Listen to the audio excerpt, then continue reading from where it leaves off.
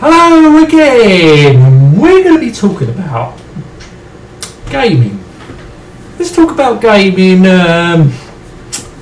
like back in the 80s compared to nowadays. I know there's no comparison, you can't compare the gaming systems now because the gaming systems now are, like, technology wise, graphics wise, are fantastic when you think about it. But I had a PlayStation 3. I got bored with the games. I think gaming nowadays, to me, has got way too serious. Like when we started gaming, when you had your arcades, had your 8-bit gamings back in the 80s, games had fun. You had fun playing the game. Nowadays, it's like, oh, PlayStation, I had a few games, I just got bored with them. Yeah, I'm having a drink because I couldn't give a shit. Yeah, I honestly think gaming to me is just become too serious. It's just, yes, we got stressed. Well, I got stressed back in the day. Like, even now when I make my gaming videos, sometimes I do get a little bit stressed playing it, but it was easy to figure out how to play. You can see what's going on, but nowadays you just, fantastic graphics, fantastic how they make games nowadays, but to me, might be the case that I'm getting older, it's way too serious. Strategy rather. It's just too much involved in games. Ignore that. It's just Call of Duties I could never get into. I tried, couldn't get into them. But I love the racing games. If I was going to play anything nowadays, it would be racing games because I enjoy racing games. It's like the Gran Turismo on the PlayStations. I played them all. Obviously, I haven't played the new one on the PlayStation 4. The only one I didn't play was the Gran Turismo 3 when that was released on PlayStation 2. I didn't play that one, but I played the first one, second one. When I bought my PlayStation 4, no, 4. I don't own a 4. I'm never going to own a 4. I'm never going to own an Xbox One. When I had the PlayStation 2 in the States, when I was living out there, I bought Gran Turismo 4 and I thought, yeah, that's good, really enjoyed it. Could I complete it? Never. And when I come back, I bought the PlayStation 3, had a Gran Turismo 5. I enjoyed playing it, but for some weird reason I just got bored with it. Really got bored with it for some reason. I just think it got, okay, the graphics got better and better, but to me the game was exactly the same. It's the same thing. You're still racing on the same circuits. You're still driving the same cars. You can still upgrade it the same way. Not a lot was changing with the game. That's why I think I got bored with it. It's like a lot of games I just can't get into these days because I just think it's just way too serious, too much involved, too much thinking involved in games. Games I enjoyed because wasn't a lot of thinking. You just play the game. Okay, there was a little bit of thinking, especially with the platform games, stuff like that. There's a little bit of thinking, little bit, you know. But today it's just like, whoa, bloody hell, just too much. I mean, obviously the younger generation will not understand that because they're brought up today with the consoles of today, or the consoles of, like, maybe the PlayStation 3, depending on the generation. But me, I'm probably one of the oldest, like, of the generations. Like, started off when the games, you know, I was born in the 70s, so obviously I don't remember gaming in the 70s, but in the early 80s I remember. But in the early 80s, people were still using the 70s consoles, like the Atari 2600 and old arcade games I remember from the 70s. Like Sprint 2 is an old black and white game, but I remember that when I was a kid playing that back in 1982, and I was about 8 years old, and I remember those games. And like Pole Position, I mean, I remember playing that. I loved that game in the arcade. Couldn't get enough of it. I think it was something silly like 10p a go. 10p, you know, 10p is probably equivalent to £1 nowadays. That's probably how much they charge you for an arcade, just to play an arcade game these days. £1. But you know, it was great days, fun to play. That's what it's all about, having fun playing these games. That's why I do like retro gaming. As I say, a lot of YouTubers out there feel the same way. I can totally understand that. And what I'm hearing, retro gaming is making a comeback. Maybe because it's the simplicity of the game. I don't know. They could see it was very fun to play, very addictive. I can't get addicted to no modern gaming because, as I say, it's too serious, and I don't like that. Really don't like it too serious. The game, the point of the game is to have fun playing it. Obviously, people are going to disagree with what I'm saying, but the problem is, it's probably going to be the younger generation is going to disagree with it because they're probably having no experience of the 8-bit era, and the 8-bit era is where it all started. So you got to literally grow up with the gaming so you could appreciate it, what it was all about back then. And it was, I honestly thought it was bloody brilliant. So I look back at it now. I look back, I mean, the first computer I ever got was the Amstrad CPC 464, and I built up a pretty good library of games on that over the years. I think I had that from 1985 till early 91, I think. I had in the space of that time I had 2 Amstrad CPCs. Then after that, because I had over 1,000 games in my Amstrad CPC. Then I think it messed up again. I've had enough of it because I've had 2 already. So I thought it was time for a change of computer. So I know my mate at the time. He had a Commodore 64. I enjoyed playing on his Commodore 64, and as I keep mentioning lots of times before, US Gold made crap conversions for the Amstrad. That's why I got bloody sick and tired of the Amstrad having crappy games. But a lot of I've played a lot of Amstrad games that have been actually better for the Amstrad than for the Commodore 64. Yeah, but as I say, the second one messed up. I think the monitor blew. I bought the modulator. Yeah, I think it's called the MP1.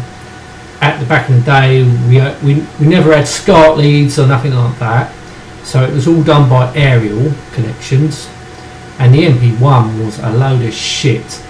It couldn't handle the Amstrad's colour palette or high resolution. It couldn't handle it. It's like back in the day, maybe trying to plug a PC into a TV wouldn't work. It can't handle the resolution. TVs ain't sophisticated like they are nowadays. They were just, don't know, just couldn't handle it. They just could not handle the signal. And that's probably why I know a lot of people say that the Amstrad CPC 464 was an all-in-one package, but I think the reasoning could have been it needed a monitor because a TV back then could not handle its resolution and colour palette. And believe me, the modulator, what come with the Amstrad CPU, well, when you bought it, if you bought the modulator, which I did, because I've had monitors, I think I had a couple of monitors that just blew up. I bought the modulator and it was shit. The TV could not handle the Amstrad at all. Like via the aerial lead, as I say, we didn't have SCART back then, there was no facility for the SCART. So, yeah, that's why I bought the Commodore 64. So I've had enough of the Amstrad, but it was a good computer, don't get me wrong. The Amstrad CPC 464, fantastic machine, got me into gaming, brilliant gaming machine I thought. So I bought the Commodore 64, and I think it was a space of a year, I've got about 1,000 games built up.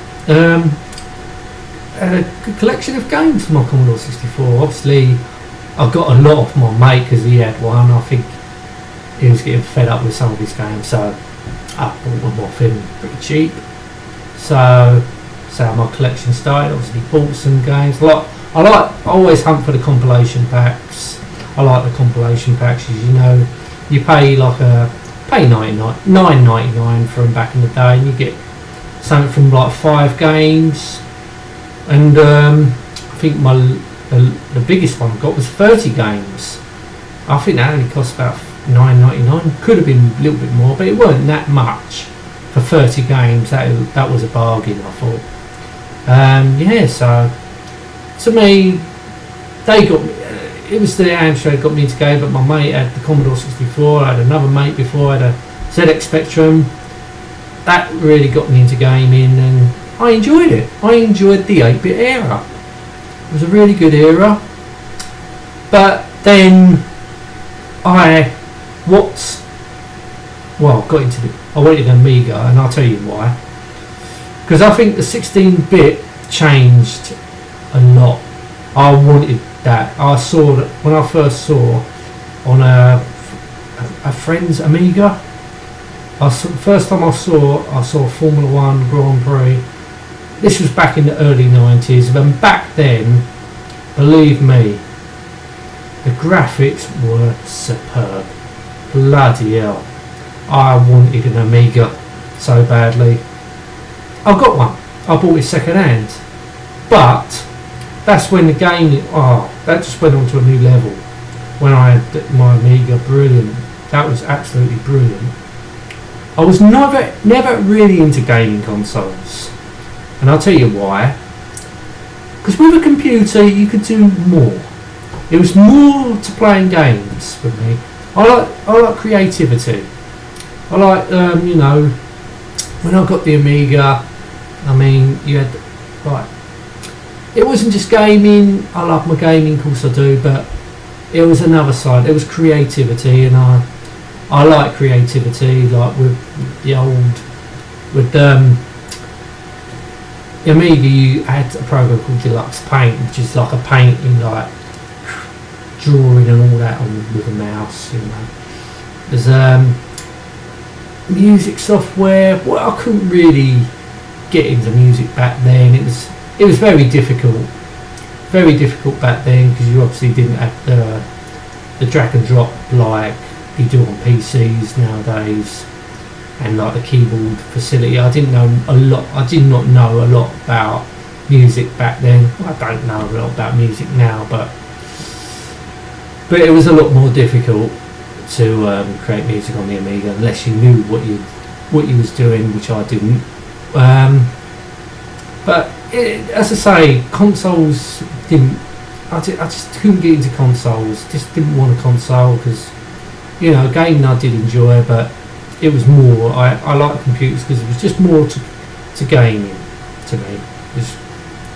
I like doing a little bit of basic programming on computers. Like the 8-bit era, 16-bit I couldn't get the heads or tail over there, because there was no basic on the Amiga. It was just Workbench. Really didn't know how to use it properly. You know, once I got the Amiga, which is the 8-bit, it's just, you know, you didn't use anymore. I just didn't use it anymore. I wasn't interested. That's what happens when you get something, you know, a little bit more.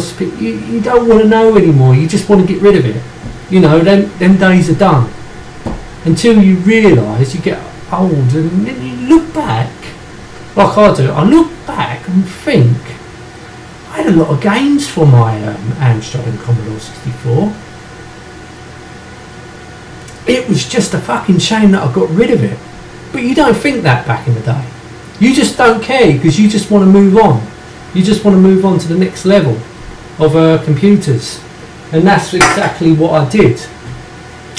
And when the Amiga started to die out, you know, the 90s was going on, late 90s has come, well, mid 90s. The Amiga was dying. The Amiga, because the progression of the PC was coming, and you had your gaming consoles like the PlayStation coming out, others, Sega, can't remember. The Amiga started to decline. There was no games being made for it, which was a dead shame because Amiga was a brilliant computer. And I had to think about the next step, and my next step was the PC. I weren't interested in the PlayStation at all. Didn't want the PlayStation because, as I say, with me, it's more than just gaming. It's creativity as well. And I thought, well, the PC is the way to go, and that's the way I did go. Okay, my first ever PC. To this day, it was the most expensive PC I've ever bought. The one I've got now was the second most expensive, but the first PC I ever bought was the most expensive. I remember that. Almost cost me £1,000 just for a basic cheap. That was probably the cheapest PC back in the day. Didn't have a lot of specs because it was the cheapest PC. Couldn't afford a top of the range PC because it was way too expensive. Even £1,000, literally touching £1,000, broke my bank balance basically by buying a PC. But I wanted one because that was the next step for me, was a PC. So got into PC gaming. Back then we was running Windows 95 and you could use MS-DOS. Wow, now we're going back sometime. This is the day before the 3D graphics card come out. So all we basically had was a PC, 16 megabytes of RAM. I remember that well. I think it was a 120 megahertz processor. Bloody hell. A very small hard drive. Well, back then I suppose it was alright, adequate. CD-ROM, there was no CD writers or nothing. Floppy disk drive, but it did the job. I learnt with the PC. Excuse me, I opened another beer. That's good to have a drink again. I'm so happy I can drink again. I ain't got to worry about meds and shit like that.